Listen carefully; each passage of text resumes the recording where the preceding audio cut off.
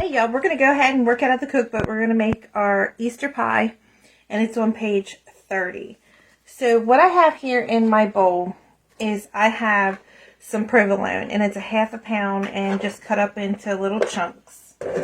And then to this, we're going to add 3/4 of a cup of grated Pecorino Romano cheese, which looks like this. Okay, now you're going to need 1 pound of mozzarella that you're also going to cube up into little pieces. Y'all, so in my bowl we're going to put a pound of the cubed mozzarella.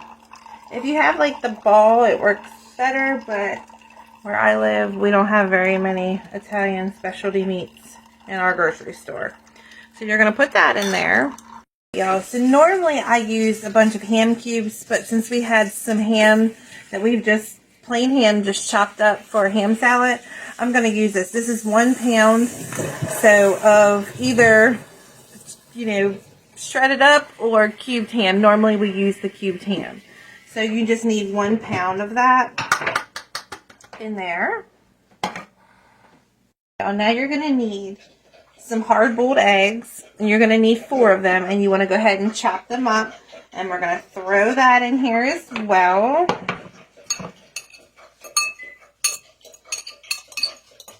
Okay.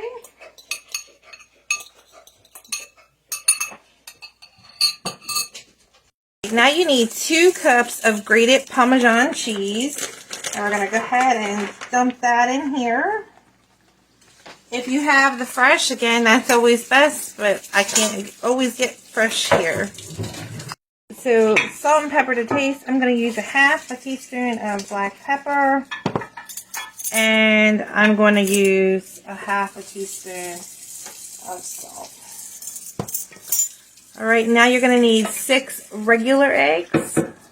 So here's my 6 eggs. Let's throw those in there. And I'm going to try to toss this around just a little bit because I got a few more things that's got to go in. Now you're going to need some ricotta cheese. You're going to need 1.5 pounds of whole milk ricotta cheese. We're going to put that in here. And we're going to mix this around as well. Now you need 1/4 pound of pepperoni, and you're going to go ahead and dice this up as well. So here is my pepperoni that I have chunked up. And again, this makes 2 deep dish pies. So it'll feed everybody for Easter. Alright. Now we need 1/4 pound of mortadella. And you want to go ahead and cut this into little chunks as well. Let's go ahead and put our mortadella in there. Alright. And I'll put this up here so you can see how to spell it. Alright. Now you need 1/4 pound of capricola, and this is what that looks like. And we're going to cube that up. And I will show you what the bag says for that. Okay, so we're going to go ahead and cube this up, and then we're going to throw it in our bowl as well. So I have 1/4 pound of the capricola that we're putting in here. Now you need 1/4 pound of salami. You can use Genoa salami. I just bought some Italian salamis, and I'm going to cut that up into cubes and throw it in here. Again, 1/4 pound of Genoa or any kind of Italian salamis that you want, and cube that up as well. So these are the ones that I had got. I got a sampler pack. So it's a different soprasadas, and then, yeah, all 3 of them are different soprasadas. So that's what I have that I have chopped up.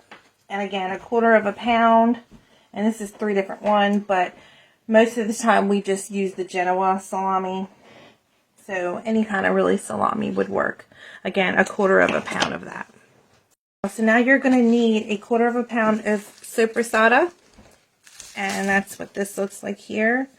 And we're going to go ahead and cube that up. So if you use the Genoa salami, either way, you need the soprasada, 1/4 pound of that. So again, mine was just a trail, like a mix of a sort of different kinds. So 1/4 pound of chopped up soprasada. Okay, so we go ahead and throw that in here. Now you're going to need 1/4 pound of prosciutto, and you're also going to need that diced up as well. Now this is what the prosciutto looks like. And I'll put this up so you can see what that looks like as well. So you want to take your prosciutto that you chopped up and put that in your bowl and give that a mix too. So that's all mixed together. Now you need some Italian sausage. So it's the loose Italian mild sausage. You need 1.5 pounds and you want that browned all together. So that's what I have here. It's cooling, and once it cools, then we're going to mix it with this. And then I have made homemade pie shells. And that's what I've used. Now you can use the pre-made ones at the store if you want. Or you don't have to. Now you can make it into one big pie and you can put it in a 9x13 baking dish. And put a pie crust at the bottom. Put all your filling and then a pie crust on the top. Or you can just two deep dish pie shells. It's completely up to you.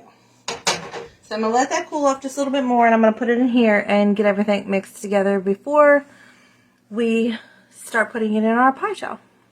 Alright y'all, so I put my sausage in here. I'm going to mix this all together, and that's going to be the end of our filling. So what I'll do is, from the cookbook on page 30, if you don't have our cookbook, what I'll do is I will take a picture of this and I'll put it down in the comments, so it's easier for you to write it down of what you need. So I'm going to go ahead and mix this up, and we're going to get it loaded into our pie shell. If you have our cookbook, we're using the pie crust that's under the pumpkin pie on page 57, and that's pretty much a basic pie crust that we use for just about everything. So you're going to need 5 cups of all-purpose flour that we have in here. Then you're going to need 1 teaspoon of salt, and we're going to put that in here. Then you're going to need 2 1/4 cups of Crisco. I'm using the butter flavor. And we're going to go ahead and get that in here with our flour. It's easier if you can buy the sticks. It makes things a lot easier. Alright y'all, I got my 2 cup in here. Now we're going to put our 1/4 cup in here. And then we are going to mix this around with our KitchenAid. Okay, so let's go ahead and turn this on and let this mix up. Alright y'all, so once you get that all mixed together, you're going to go ahead and add in 1 large egg and 2 tablespoons of white vinegar. And we're going to stir this one more time. Now you're going to add in 1 cup of water, ice water, but you're going to take out 2 tablespoons. So you have 1 cup and then just take out 2 tablespoons of water, and we're going to slowly pour that in there and let it go around, but you want to make sure that it is ice water. Alright y'all, so this is what it looks like. It doesn't come off on your hands. Now what you're going to do is you're going to divide this into like 4 or 5 pieces, and then you're going to wrap it up, and you can stick it in your refrigerator or you can freeze it so you're ready to roll when you're ready to use it. Alright y'all, so I put a little bit of flour down and I put my dough down, and I'm going to go ahead and just work my flour just a little bit, and then I'm going to divide this up, and I'm going to stick it in my refrigerator because I'm going to need mine because I'm making Italian Easter pie. So let me work this in, and we're going to divide this up. Alright y'all, so I went ahead and worked it together, and I have 4 pie shells. So this is how we make our pie shell. This is how my grandmother taught us how to do it. So again, it's on page 57 of our cookbook if you have it, and it's under the pumpkin pie. Alright y'all, so everything's all mixed together, and we made our pie dough. So we have these, we're sitting in the refrigerator. We're going to go ahead and put some flour down, and we're going to roll this out, because you can again do it in 2 pie pans, deep dish, or 1 9x13, and I'm just going to do a 9x13. So let's get this unwrapped and then start rolling out our dough. So once you get it rolled out, go ahead and put it in the bottom of your 9x13 baking dish. So we got it all in here. Now we're going to take our mixture and put it on top of this pie crust, and then we're going to roll out the other one and put it on top. So we got it all in here. Now I'm going to roll out my other dough, and we're going to go ahead and put it on the top. So here's what it looks like. Now you want to make sure you have 3 slits in it. So I put them on the top and bottom. You're going to put this in at 350 degrees for about 45 to 50 minutes. So I'll be back here in just a little bit. So I'm going to pop this in the oven, 350 for 45 to 50 minutes. I just took a little bit of food coloring and brushed it on the stars. Again, you don't have to do any of that fancy stuff, but that's what I did. So I'm waiting for my oven to preheat. All right, y'all, it's all done. Now, the 50 minutes is for if you're putting it in a deep dish pie shell. If you are baking it like this, it's going to need to be about an hour and like 30 to 35 minutes. You could just take it and check it on the inside and make sure that it's 165. But if you do it like this, it's going to take a little bit longer. So like 35 minutes to 40 minutes longer. So an hour and 35 minutes if you're putting it in a 9x13. This recipe is in the family cookbook if you need a copy. I will put ways that you can order it above and below this post.